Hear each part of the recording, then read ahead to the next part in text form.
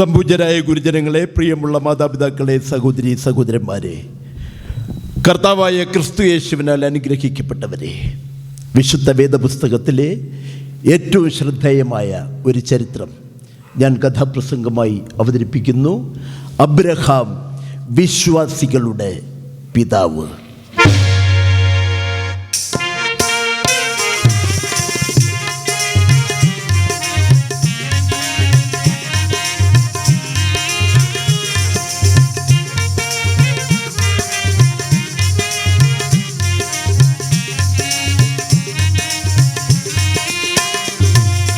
Abram മെസൊപ്പൊത്താമിയയിലെ ഊർ എന്ന ദേശത്ത് നിന്നും പുറപ്പെട്ട് കാനാൻ ദേശത്തിലെത്തി. തന്നെ വിളിച്ചവൻ വിശ്വസ്തൻ, തന്നെ കരുതിക്കൊള്ളും, തന്നെ കൈവിടുകയില്ല, ഉപേക്ഷിക്കുകയുമില്ല എന്ന ഉറച്ച വിശ്വാസത്തോടുകൂടി ഭാര്യ സാറായിയുടെ കൈക്ക് പിടിച്ച് പുറപ്പെട്ടു. കാനാൻ ദേശത്തെത്തി കൂടാരങ്ങളടിച്ച് താമസിക്കുകയാണ്. അബ്രാമിനൊരു നല്ല സ്വഭാവമുണ്ട്. ഈ പ്രപഞ്ചം മുഴുവൻ അന്ധകാരത്തിലാകുമ്പോൾ, ഈ പ്രപഞ്ചം മുഴുവൻ സുഖനിദ്രയിലാകുമ്പോൾ, അടുത്തടുത്ത കൂടാരങ്ങളിലെ അന്തിവിളക്കുകൾ അണയുമ്പോൾ, ആകാശത്ത് നക്ഷത്രങ്ങൾ മിന്നിത്തെളിയുമ്പോൾ, അബ്രാം മണ്ണിൽ മുട്ടുകുത്തി വിണ്ണിലേക്ക് നോക്കി സ്വർഗസ്ഥനായ പിതാവിനോട് ഇങ്ങനെ പ്രാർത്ഥിക്കും: കാലമേ കാത്തിരിക്കുന്നു ഞാൻ വിണ്ണിലെ പറുദീസ, കാലമേ കാത്തിരിക്കുന്നു ഞാൻ വിണ്ണിലെ പറുദീസ പരിതയ്ക്കുവാൻ. ഒഴുകി ഒഴുകി ഏകാന്തയാമങ്ങളിൽ, ഒഴുകി ഒഴുകി ഏകാന്തയാമങ്ങളിൽ പെയ്തിറങ്ങിയിടട്ടെ അനുഗ്രഹവർഷങ്ങൾ, പെയ്തിറങ്ങിയിടട്ടെ അനുഗ്രഹവർഷങ്ങൾ. കാലമേ കാത്തിരിക്കുന്നു ഞാൻ വിണ്ണിലെ പറുദീസ പാരിൽ വിതയ്ക്കുവാൻ.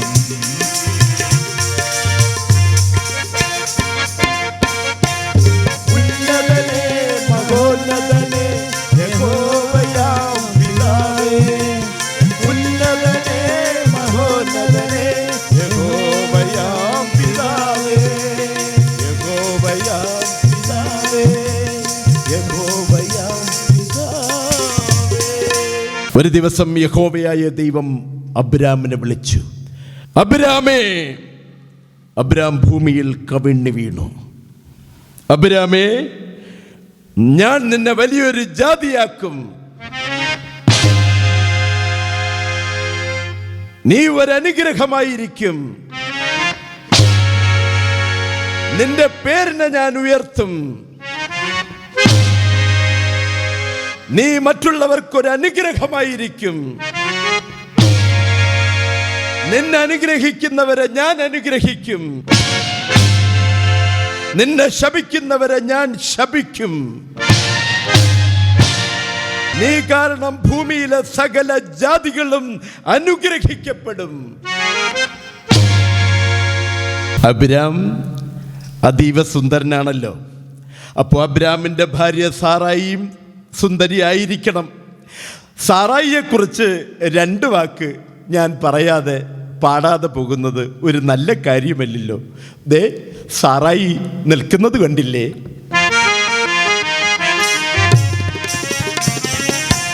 പാലൊളി ചന്ദ്രിക മഞ്ഞിൽ നനഞ്ഞപ്പോൾ മാലാഖയാണവൾ സാറായി. പാലൊളി ചന്ദ്രിക മഞ്ഞിൽ നനഞ്ഞപ്പോൾ മാലാഖയാണവൾ സാറായി. കൊഞ്ചി കൊഞ്ചി പുഞ്ചിരി അഴകുമായി നിൽക്കുന്നിതാ സാറായി. കൊഞ്ചി കൊഞ്ചി പുഞ്ചിരി അഴകുമായി നിൽക്കുന്നിതാ സാറായി. പാലൊളി ചന്ദ്രിക മഞ്ഞിൽ നനഞ്ഞപ്പോൾ മാലാഖയാണവൾ സാറായി. സാറായി അതീവ സുന്ദരിയാണ്. അബ്രാം കാനാനിൽ താമസിക്കുമ്പോൾ ആടുമാടുകളും കന്നുകാലികളും ഒട്ടകങ്ങളും കഴുതകളും ദാസന്മാരുമായി താമസിക്കുമ്പോൾ കനാനിൽ അതിരൂക്ഷമായ ക്ഷാമം പിടിപെട്ടു. ആഹാരമില്ല, ധാന്യങ്ങളില്ല, പുല്ലും വെള്ളവുമില്ല. അബ്രാം ഇവിടെ വലിയൊരു തെറ്റ് ചെയ്യുന്നു. തന്നെ വിളിച്ച വിശ്വസ്തനായ ദൈവത്തെ മറന്നുകൊണ്ട് സ്വന്തം ആലോചന പ്രകാരം അബ്രാം മിസ്രയീം ദേശത്തിലേക്ക് പോയി. ഈ മിസ്രയീംകാരെ കുറിച്ച് ഞാൻ പറയാതെ തന്നെ എല്ലാവർക്കും അറിയാവുന്ന കാര്യമാണല്ലോ. മിസ്രയീം ഭരണാധികാരികൾ ഫറോ രാജാവിൻ്റെ അടുക്കലെത്തി, തിരുമനസ്സേ, അബ്രാം എന്നൊരുവനും കുറേ ആടുമാടുകളും കുറേ ദാസീദാസന്മാരും ഒപ്പം കൂട്ടത്തിൽ കുറച്ചാളുകളും നമ്മുടെ ദേശത്ത് വന്നിട്ടുണ്ട്. പുൽപ്രദേശങ്ങളിൽ കൂടാരങ്ങളടിച്ച് വസിക്കുന്നു. യജമാനനെ ഒരു കാര്യം പറയട്ടെ, അവനോടൊപ്പം കുറച്ച് പെൺകുട്ടികളും വന്നിട്ടുണ്ട്. അബ്രാമിൻ്റെ കൂട്ടത്തിൽ അതീവ സുന്ദരിയായൊരു പെൺകുട്ടിയും. സത്യം പറഞ്ഞ അവളെ നമ്മുടെ മിസ്രയീം സ്ത്രീകളെ പോലെയില്ല, അതീവ സുന്ദരി, അതീവ സുന്ദരി. നോക്കിയ കണ്ണെടുക്കാൻ തോന്നുകയില്ല. ശരിയാണ്, ചിലർ നോക്കിയാൽ കണ്ണെടുക്കുകയില്ല, നോക്കി അങ്ങനെ നിൽക്കും. പിന്നെ നമ്മൾ ചെന്ന് പിടിച്ചു മാറ്റിയാലേ മാറുകയുള്ളൂ. തിരുമനസ്സേ, സത്യം പറഞ്ഞാൽ അവൾ ചിരിച്ചാൽ മുല്ലപ്പൂ പോലെ, അവൾ നടന്നാൽ വേളമാൻ പോലെ, അവൾ ചിരിച്ചാൽ മുല്ലപ്പൂ പോലെ, അവൾ നടന്നാൽ വേളമാൻ പോലെ. മിഴികൾ രണ്ടും വശ്യമനോഹരം, കവിതൻ കാവ്യം പോലെ. മിഴികൾ രണ്ടും വശ്യമനോഹരം, കവിതൻ കാവ്യം പോലെ, കവിതൻ കാവ്യം പോലെ. അവൾ ചിരിച്ചാൽ മുല്ലപ്പൂ പോലെ, അവൾ നടന്നാൽ പേടമാൻ പോലെ. വിവരമറിഞ്ഞ ഫറവോന് ഇരിപ്പുമില്ല, കിടപ്പുമില്ല, സമാധാനവുമില്ല. അബ്രാം കനാനിൽ താമസിക്കുമ്പോൾ പിതാവായ ദൈവം അബ്രാമിന് പ്രത്യക്ഷനായി. അബ്രാമേ, ഈ കാനാൻ ദേശം ഞാൻ നിനക്കും നിന്റെ സന്തതികൾക്കും നിത്യ അവകാശമാക്കി തരും.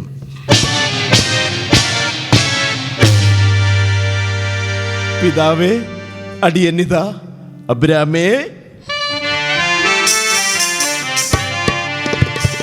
ശിരസ്സുയർത്തി നോക്കുക നീ നാലു ദിക്കിലും, ആദേശമെല്ലാം തന്നിടും ഞാൻ നിശ്ചയം നിനക്ക്. ശിരസ്സുയർത്തി നോക്കുക നീ നാലു ദിക്കിലും, ആദേശമെല്ലാം തന്നിടും ഞാൻ നിശ്ചയം നിനക്ക്. വാനിലേക്ക് നോക്കുക നീ നക്ഷത്രങ്ങളെ, പാരിലേക്ക് നോക്കുക നീ പൂഴിമണ്ണിനെ. വാനിലേക്ക് നോക്കുക നീ നക്ഷത്രങ്ങളെ, പാരിലേക്ക് നോക്കുക നീ പൂഴിമണ്ണിനെ. കഴിയുമോ കഴിയുമോ എണ്ണി എത്രയെന്ന് തൂക്കി നോക്കുവാൻ? കഴിയുമോ കഴിയുമോ എണ്ണി എത്രയെന്ന് തൂക്കി നോക്കുവാൻ? ശിരസ്സുയർത്തി നോക്കുക നീ നാലു ദിക്കിലും, ആദേശമെല്ലാം തന്നിടും ഞാൻ നിശ്ചയം നിനക്ക്.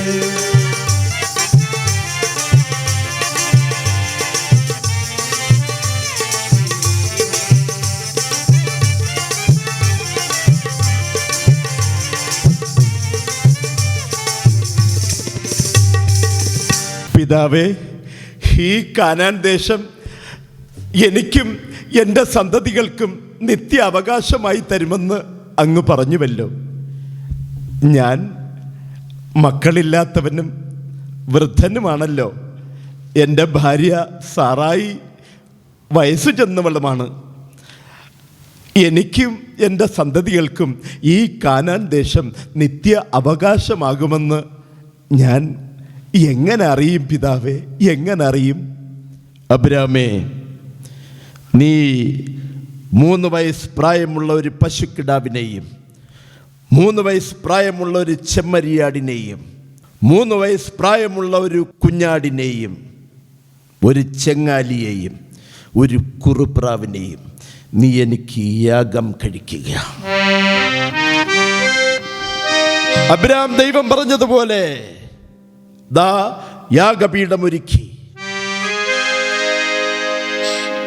ചെമ്മരിയാടിനെയും പശുക്കിടാവിനെയും എല്ലാത്തിനെയും നെടുകെ പിളർന്ന് ദൈവത്തിന് യാഗമർപ്പിച്ചു. എന്നാൽ പ്രാവിൻ കുഞ്ഞിനെ അബ്രാം നെടുകെ പിളർന്നു യാഗം ചെയ്തില്ല. പ്രാവിൻ കുഞ്ഞിന്റെ ഉടൽ റാഞ്ചുവാൻ ദാ പക്ഷികൾ ആകാശത്ത് വന്ന് ഇന്ന് കറങ്ങുന്നു. പക്ഷികൾ ആകാശത്ത് ഇന്ന് കറങ്ങുന്നു. അബ്രാം പിടഞ്ഞെഴുന്നേറ്റു. ഈ പക്ഷികളെ വിരട്ടി ഓടിച്ചുകൊണ്ടേയിരുന്നു. പക്ഷികളെ വിരട്ടി ഓടിച്ചുകൊണ്ടേയിരുന്നു. സന്ധ്യയാകുന്നത് വരെ, പാതിരാത്രിയാകുന്നത് വരെ അബ്രാം പക്ഷികളെ ഓടിച്ചുകൊണ്ടേയിരുന്നു. പെട്ടെന്ന് അബ്രാമിന് ഗാഢമായ ഒരു നിദ്ര വന്നു. യാഗസ്ഥലത്ത് അബ്രാം കിടന്നു. ഉറക്കത്തിൽ ഭയാനകമായ ഒരു ഇരുൾ അബ്രാമിനെ ദാ ചുറ്റി വലഞ്ഞു നിൽക്കുന്നു. അതിൽ നിന്നും ഒരു ശബ്ദം, അബ്രാമേ, നീ ചെയ്തതെന്ത്? നിന്റെ യാഗത്തിൽ ഞാൻ പ്രസാദിച്ചില്ല. നീ ചെയ്ത പാപത്തിന് 400 വർഷം നിന്റെ ജനം, ഇസ്രായേൽ ജനം, മിസ്രയീമ്യർക്ക് അടിമകളായിരിക്കും.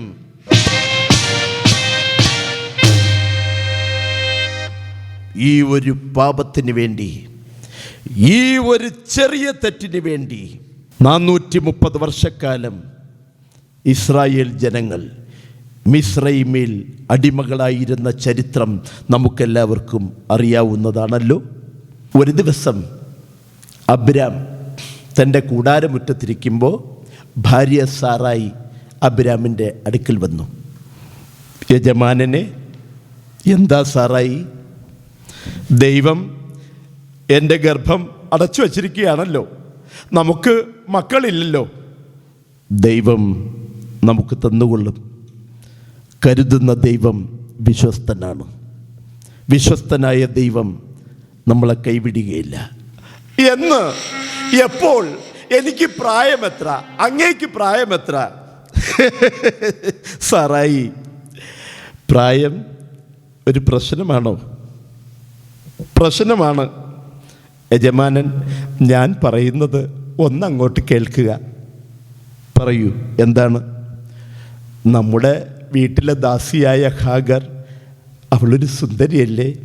അതെ, ഹാഗർ സുന്ദരിയാണ്, നല്ലവളാണ്. യജമാനൻ ഹാഗറിനെ സ്വീകരിക്കണം. അവളിലൊരു കുഞ്ഞ് ജനിച്ചാൽ അവൻ നമ്മുടെ മകനായി വളരും. സാറായി, എന്ത് വിഡ്ഢിത്തമാണ്, വിവരക്കേടാണ് നീ പറയുന്നത്? അവൾ നമ്മുടെ വീട്ടിലെ ജോലിക്കാരിയല്ലേ, വേലക്കാരിയല്ലേ? ജോലിക്കാരിയായാലെന്താ?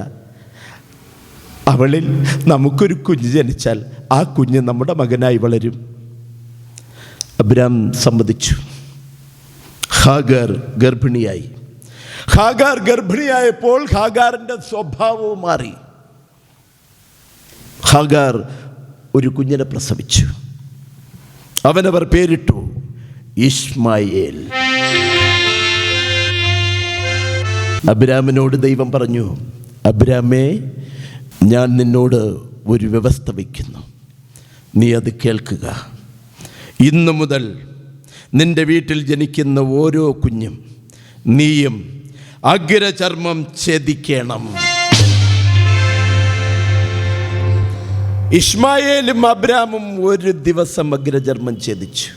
പിതാവായ ദൈവം ഇവർ അഗ്രചർമ്മം ഛേദിച്ചപ്പോൾ ഒരു ഉടമ്പടി ചെയ്തു. ദൈവം പറഞ്ഞു, അബ്രാമേ, നീ ഇനി അബ്രാമല്ല, നീ ഇനി അബ്രഹാം. നീ ബഹുജാതികൾക്ക് പിതാവായിരിക്കും. നിന്റെ ഭാര്യ സാറായിനെ സാറായി അല്ല, സാറ. അവൾ ജനതകളുടെ മാതാവായിരിക്കും. ആഴ്ചകളും മാസങ്ങളും കടന്നുപോയി. അബ്രാമിൻ്റെ കൂടാരമുറ്റത്ത് ബന്ധുക്കളും ചർച്ചക്കാരും എല്ലാം ഒരുമിച്ച് കൂടിയിരിക്കുന്നു. കൊട്ടും പാട്ടും നൃത്തവും.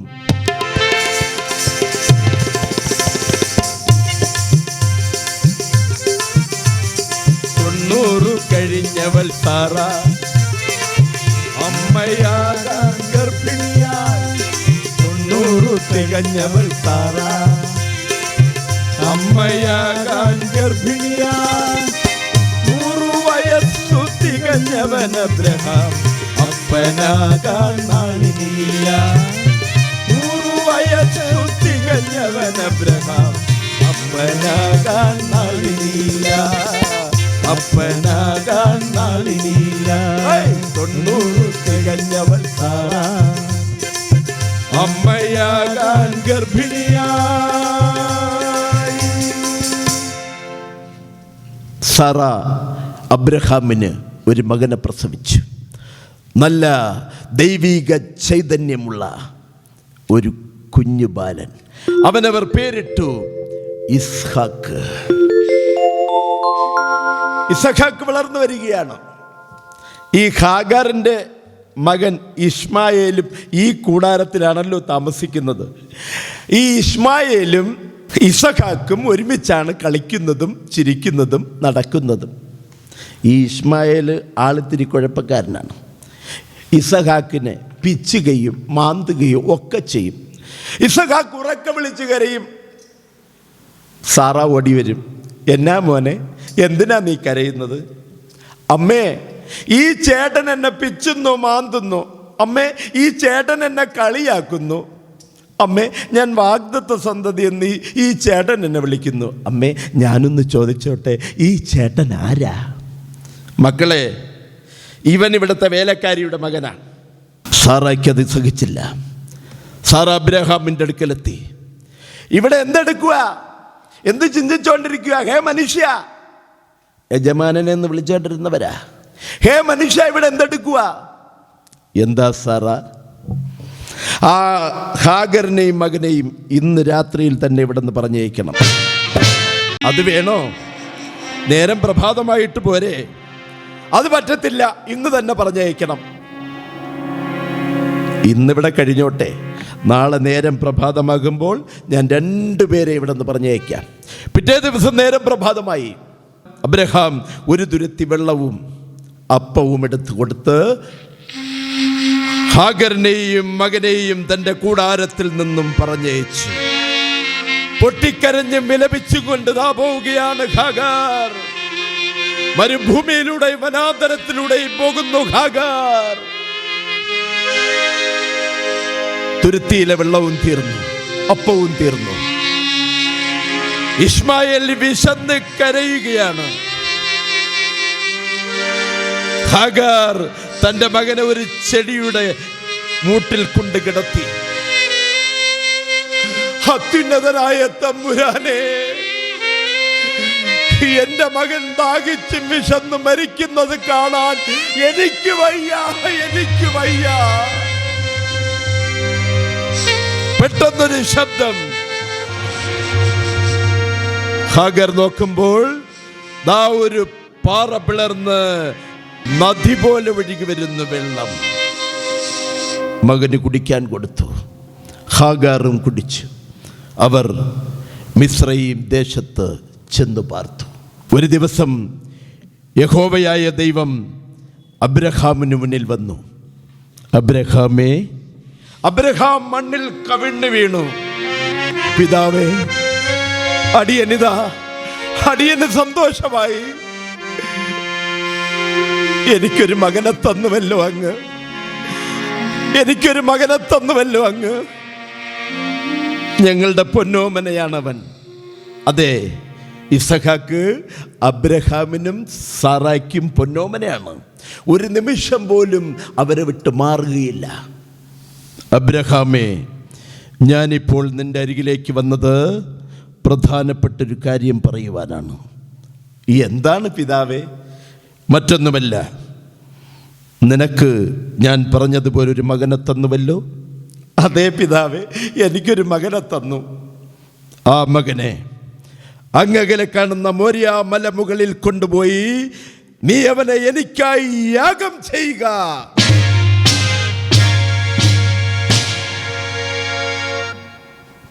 അബ്രാം പതറിയില്ല, ക്ഷീണിതനായില്ല, തളർന്നു വീണില്ല. 2 പ്രാവശ്യം ദൈവത്തോട് ആലോചന ചോദിക്കാതെ തന്റെ ഭാര്യ സാറയെ സഹോദരി എന്ന് പറഞ്ഞപ്പോൾ തളർന്നു വീണ ക്ഷീണിതനായ അബ്രഹാമിനെയല്ല നമ്മളിപ്പോൾ കാണുന്നത്. അബ്രഹാം കഴുതയ്ക്ക് കോപ്പ് കൂട്ടി, 2 ദാസന്മാരെ കൂട്ടി ദാ പോവുകയാണ് അങ്ങകലെ കാണുന്ന മോരിയ മലമുകളിൽ. മോരിയ മലമുകളിൽ എത്തിയപ്പോൾ അവിടെ യാഗപീഠമൊരുക്കി തന്റെ മകൻ ഇസഹാക്കിന്റെ കൈകാലുകൾ ബന്ധിച്ചു. അബ്രഹാം പറഞ്ഞു, 90 വയസ്സായ എൻ്റെ ഭാര്യ സാറായിൽ 100 വയസ്സായി എനിക്ക് ഒരു മകനെ തരുവാൻ എൻ്റെ ദൈവത്തിന് കഴിയുമെങ്കിൽ എൻ്റെ മകനെ 2ആയി വെട്ടിക്കീറി ചോരയോടുകൂടി ഞാൻ എൻ്റെ ദൈവത്തിന് യാഗം ചെയ്യുന്ന ആ ചാരത്ത് നിന്നും എൻ്റെ മകനെ പുനർജനിപ്പിക്കുവാൻ എൻ്റെ ദൈവത്തിന് കഴിയും. അബ്രഹാം തന്റെ കയ്യിലിരുന്ന കത്തി ഉയർത്തി. അബ്രഹാം, ബാലന്റെ മേൽ കത്തി വയ്ക്കരുത്. കത്തിയമരും ചാരത്തു നിന്നും പുനർജനിക്കും ഇസഹാക്ക്. കത്തിയമരും ചാരത്തു നിന്നും പുനർജനിക്കും ഇസഹാക്ക്. വിശ്വസിച്ചു അബ്രഹാം, വിശ്വസിച്ചു അത്യുന്നതനെ. വിശ്വസിച്ചു അബ്രഹാം, വിശ്വസിച്ചു അത്യുന്നതനെ. ഇവിടെയാണ് നമ്മൾ അബ്രഹാമിനെ വിശ്വാസികളുടെ പിതാവെന്ന് വിളിക്കുന്നത്. തളരാതെ, പതറാതെ, വിഷണ്ണനാകാതെ അബ്രഹാം പറഞ്ഞു, തൻ്റെ മകനെ 2ആയി വെട്ടിക്കീറി എൻ്റെ ദൈവത്തിന് ഞാൻ യാഗം കഴിക്കും. ആ യാഗാഗ്നിയിൽ നിന്നും ഉയരുന്ന ചാരത്ത് നിന്നും എൻ്റെ മകനെ പുനർജീവിപ്പിക്കുവാൻ എൻ്റെ ദൈവത്തിന് കഴിയും. ഈ ഉറച്ച വിശ്വാസമാണ് അബ്രഹാമിനെ അന്നും ഇന്നും വിശ്വാസികളുടെ പിതാവാക്കിയത്. കത്തിയമരും ചാരത്തു നിന്നും പുനർജനിക്കും ഇസഹാക്ക്. കത്തിയമരും ചാരത്തു നിന്നും പുനർജനിക്കും ഇസഹാക്ക്. വിശ്വസിച്ചു അബ്രഹാം, വിശ്വസിച്ചു അത്യുന്നതനെ. വിശ്വസിച്ചു അബ്രഹാം, വിശ്വസിച്ചു അത്യുന്നതനെ. ആഴ്ചകളും മാസങ്ങളും കടന്നുപോയി. സാറ ഇപ്പോൾ 127 വയസ്സായി. വാർദ്ധക്യം സാറായെ ആക്രമിച്ചിരിക്കുന്നു. ഒരു ദിവസം അബ്രഹാം വന്ന് നോക്കുമ്പോൾ തൻ്റെ പ്രിയപ്പെട്ട ഭാര്യ സാറ ദാ നിലത്ത് വീണ് കിടക്കുന്നു.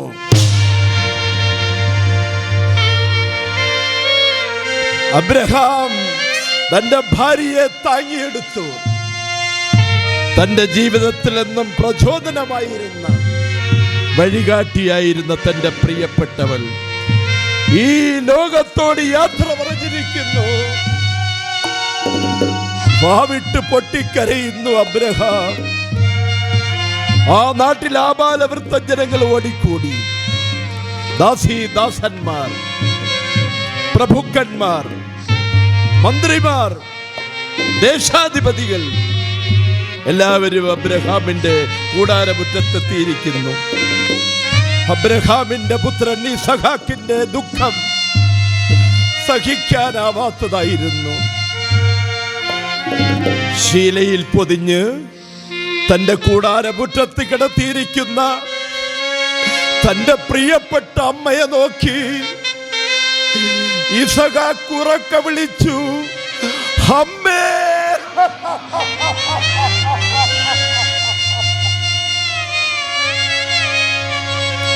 ഇടനെഞ്ചടഞ്ഞു, ശ്വാസം നിലച്ചു, ശീലയിൽ പൊതിഞ്ഞു നീണ്ടു നിവർന്നു കിടക്കുന്നിതാ അമ്മ.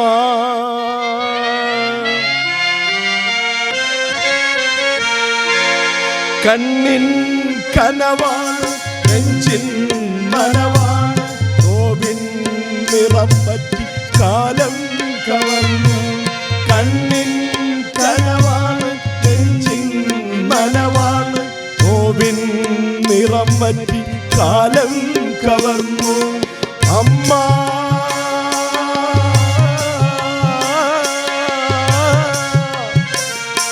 അമ്മ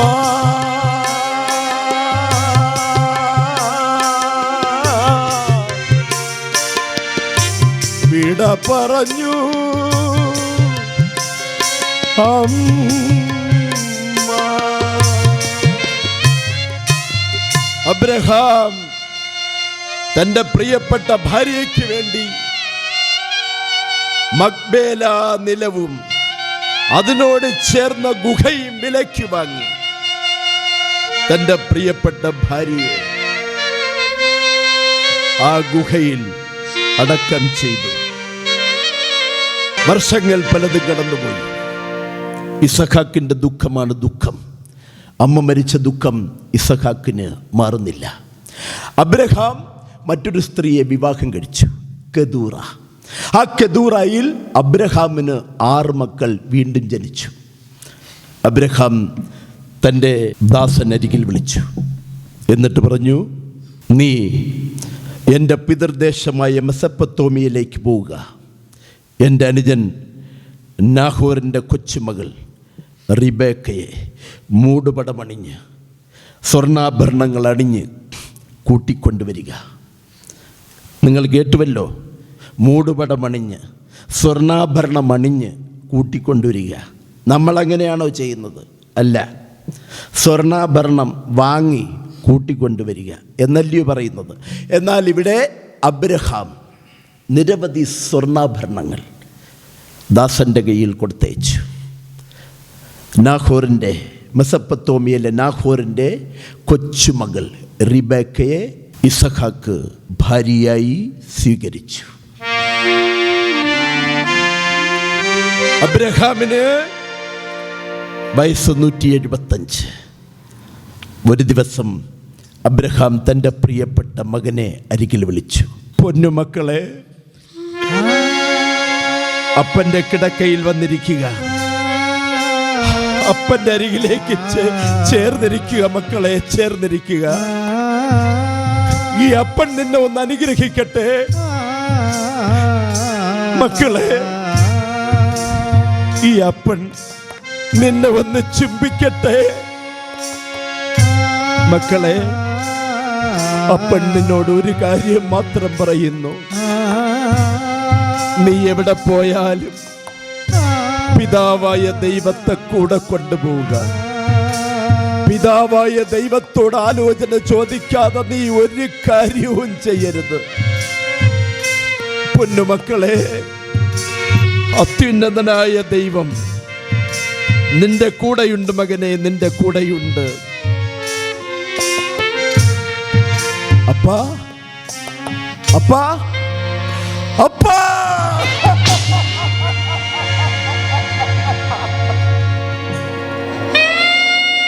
അബ്രഹാമിന്റെ കണ്ണുകൾ അടഞ്ഞു. അബ്രഹാം ഈ ലോകത്തോട് യാത്ര പറഞ്ഞു. അബ്രഹാം മരിച്ചു.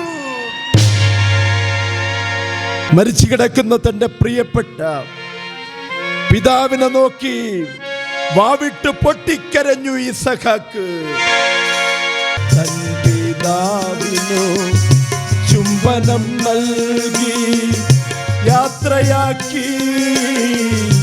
യാത്ര യാത്രയാക്കി തൻ പിതാവിനു ചുംബനം നൽകി യാത്രയാക്കി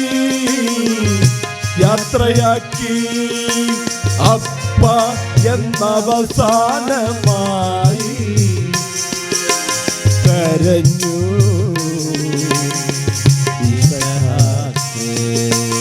അബ്രഹാമിന്റെ ശവശരീരം ചുമന്നുകൊണ്ട് പോകുന്നു.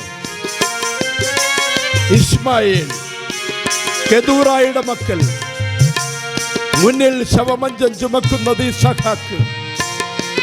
ആ നാട്ടിലെ നാട്ടുരാജാക്കന്മാർ, ദേശാധിപതികൾ, പ്രഭുക്കന്മാർ എല്ലാവരും ആ വിലാപയാത്രയിൽ പങ്കുചേർന്നു.